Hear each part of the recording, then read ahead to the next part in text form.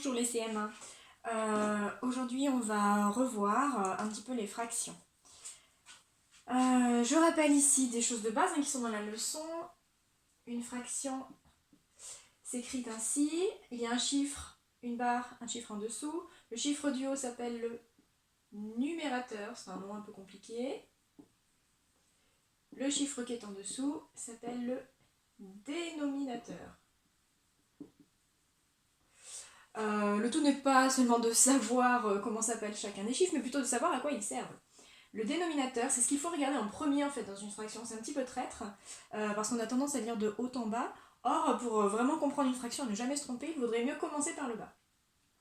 Dénominateur, c'est dans combien je vais partager mon unité. Alors les unités, ça peut être selon les problèmes des morceaux de bande, ça peut être des objets, enfin voilà, ça peut être des tas de choses.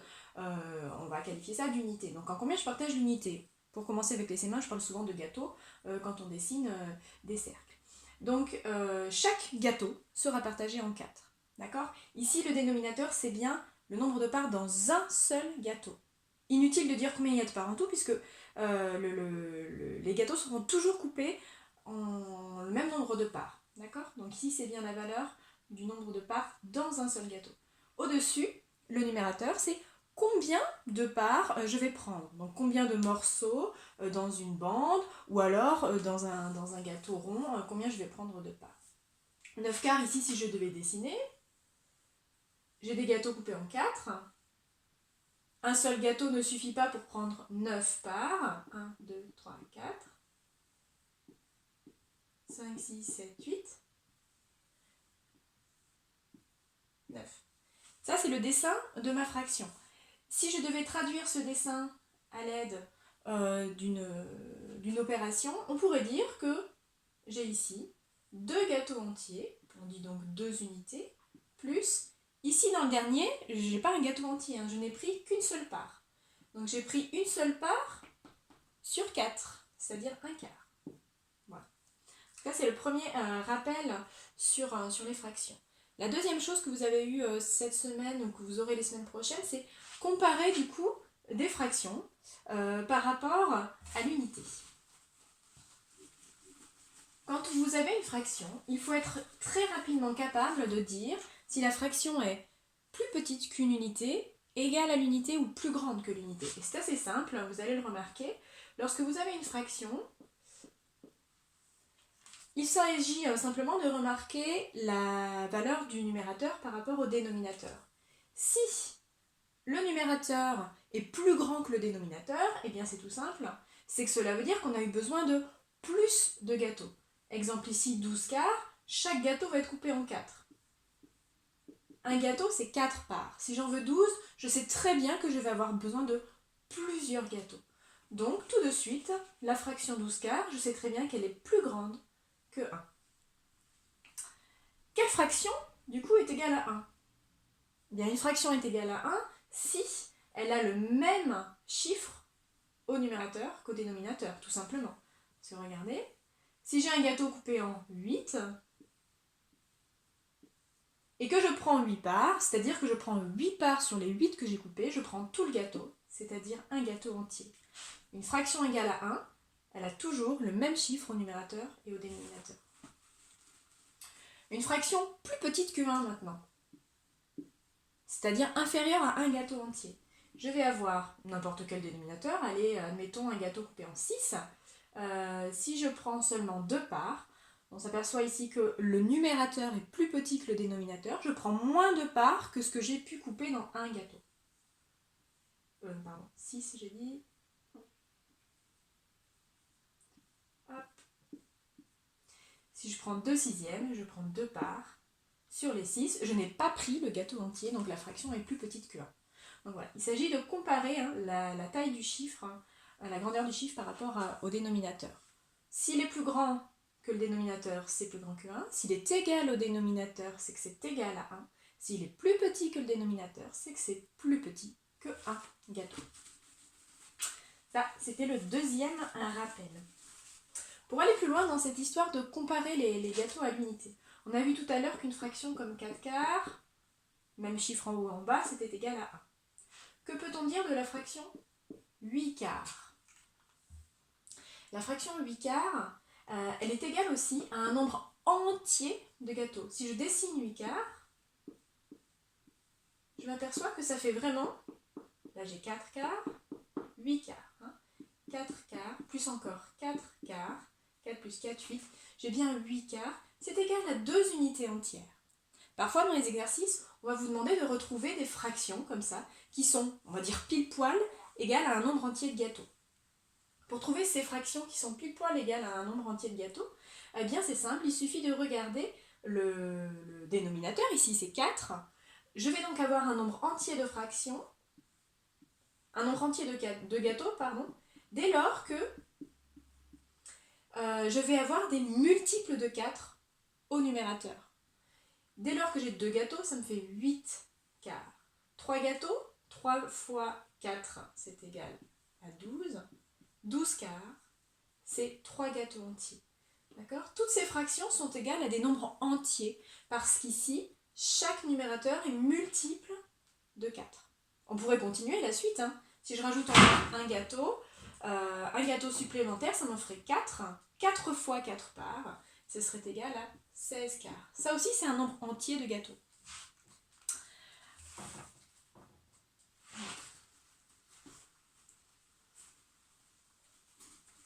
Justement, c'est ce qu'on vous demande souvent dans les exercices, sauf que cela ne tombe pas toujours sur un nombre entier de gâteaux. On en a vu un exemple tout à l'heure, j'en refais un autre. On vous donne une fraction, 13 quarts, et on vous demande de trouver à quel nombre entier plus fraction elle est égale. Je m'explique. On cherche un nombre entier plus un reste de fraction souvent, parce que 13 quarts, là on s'aperçoit, par rapport à ce que je vous ai dit tout à l'heure, que 13 n'est pas dans la table de 4, c'est pas un multiple de 4, donc je ne vais pas trouver un nombre entier de gâteaux tout seul. Je vais forcément avoir besoin de prendre un gâteau supplémentaire pour prendre quelques parts seulement à l'intérieur. Pour faire ce travail-là, dans un premier temps, si vous êtes coincé, vous pouvez commencer à dessiner, c'est-à-dire des gâteaux coupés en 4. Alors, je dessine des gâteaux coupés en 4, là je vais avoir 4 parts, encore 4 parts, il faut que j'aille jusqu'à 13 parts. Le nombre est petit, donc ça va. Vous pourrez, pourquoi pas, dessiner tout en entier. Lorsque les nombres sont très grands, vous pouvez commencer à dessiner pour voir ce qui se trame, mais arrêtez, parce qu'au bout d'un moment, c'est trop long. Essayez de vous demander ce que vous êtes en train de faire. Là, en fait, ce que je suis en train de faire, lorsque je dessine mes gâteaux coupés en 4, je suis en train de me demander combien de fois je vais avoir 4 parts pour que ça me fasse 13 parts. Combien de fois 4 pour faire 13? Je cherche dans la table de 4 ce qui fait 13. Il n'y a rien qui fait 13. Qu'est-ce que l'on va pouvoir choisir ici? Il faut toujours choisir le nombre qui vient juste avant 13. 4 fois quelque chose qui fait 13, ça n'existe pas. Je vais prendre quelque chose qui fait légèrement plus petit. Dans la table de 4, j'ai 4 fois 3. 4 fois 3 qui fait 12. 3 fois 4 qui fait 12. Donc ça ne va pas être suffisant, d'accord, par rapport à ce que je voulais tout à l'heure. Je voulais quelque chose, plus donc une fraction qui fait 13. Je sais que 3 fois 4, voilà, ça fait 12. Du coup, ici, je sais que je vais prendre 3 gâteaux. 1, 2, 3, 4, 5, 6, 7, 8, 9, 10, 11, 12. J'en suis à 12 parts. Il me faut 13 parts. J'ai donc besoin d'un gâteau supplémentaire, mais qui ne sera pas comptabilisé comme un gâteau entier. Je vais compter seulement les parts dont j'ai besoin. J'étais à 12 parts, il me faut seulement une part. Attends, comment on écrit cette part qui reste? Cette part qui reste, je la dessine ici pour que vous compreniez bien comment on va l'écrire en fraction. C'est une part sur 4, c'est-à-dire un quart. D'accord? Donc 13 quarts, dans l'exercice, lorsqu'on me demande d'écrire un nombre entier plus une fraction, eh bien je trouve donc 3 gâteaux entiers plus un quart. Voilà, donc ça c'est très très fréquent, il faut absolument savoir faire ça pour les exercices sur les fractions. Quand on a une multiplication à trous, comme ce que vous aviez à l'instant, là, combien de fois 4 pour faire 13, ce genre de multiplication là aussi, vous l'avez dans des problèmes de partage qui ne sont pas forcément liés aux fractions. C'est la même réponse que ce que je viens de vous faire là. Si jamais le nombre que vous cherchez ici n'existe pas en tant que tel, hein, pour faire 13, dans la table de 4 il n'y a pas. On pourrait très bien écrire dans un problème de partage que c'est 3 fois 4, 3 fois 4 égale 12, plus 1 qui fait 13. D'accord ? Là, je ne suis pas sous forme de fraction, mais c'est exactement la même situation en fait. Ça ne s'écrit pas tout à fait pareil. Voilà pour le premier rappel sur les fractions. Le deuxième rappel que je voulais vous faire, c'était des fractions qui, cette fois, s'écrivent sur une ligne graduée. Ça ne change pas grand-chose en fait, mais il faut peut-être insister quand même sur certains points. Une ligne graduée, on peut imaginer que ce sont des gâteaux encore, mais en forme de fil, et qui se touchent. Là, j'ai mon premier gâteau, mon deuxième gâteau, mon troisième gâteau, et je pourrais en avoir comme ça une infinité. Mes gâteaux, je peux les partager, là encore, le nombre de parts que je veux. Dans mon exemple, pour que ce soit simple, je vais les partager en 4. On va donc travailler avec des fractions qui seront des quarts. Lorsque je dois placer une fraction demandée sur cette frise, on me demande par exemple de placer la fraction 3 quarts. J'ai bien donc des gâteaux coupés en 4, oui. Je dois prendre 3 parts. Pour prendre des parts, on commence de 0. Et c'est quand j'ai fini de manger ma part que je comptabilise la part mangée. Une part, c'est ici, c'est sur cette graduation. 2 parts, 3 parts. La fraction 3 quarts, elle est donc ici, vraiment sur la ligne. N'écrivez pas la fraction 3 quarts sur le morceau. D'accord ? On écrit la fraction lorsqu'on a fini de manger la part. J'ai placé ma fraction 3 quarts. Très bien. Qu'est-ce que je voulais vous montrer d'autre justement ? Ah oui, sur certains exercices, méfiez-vous. Les frises graduées, pour compliquer un petit peu la tâche, ne commencent pas forcément toutes à 0. Ici, on commence avec 3 gâteaux. Ça veut donc dire qu'il faut que j'imagine les gâteaux précédents et que je calcule le nombre de parts que j'ai déjà mangé. Parce que si jamais on me demande, je travaille toujours sur les quarts, si on me demande ici quelle est la fraction, il est hors de question de dire que c'est un quart. Non. Ici, on a déjà mangé 3 gâteaux entiers. Donc 3 gâteaux qui contenaient 4 parts chacun. 3 fois 4 parts, c'est-à-dire 12, plus une part, 13. J'ai 13 quarts ici. D'accord ? On pourrait aussi écrire cette fraction, comme je vous l'ai montré tout à l'heure, sous la forme d'un nombre entier, plus un nombre de parts seul. On pourrait très bien dire que 13 quarts, c'est 3 gâteaux entiers, plus un quart. Là, j'ai ma fraction 1 quart, oui. Mais je n'ai pas oublié de dire qu'avant, j'avais 3 gâteaux entiers. D'accord ? Voilà. Pour les fractions qui sont à placer sur une frise qui ne commence pas par 0. Faites bien attention.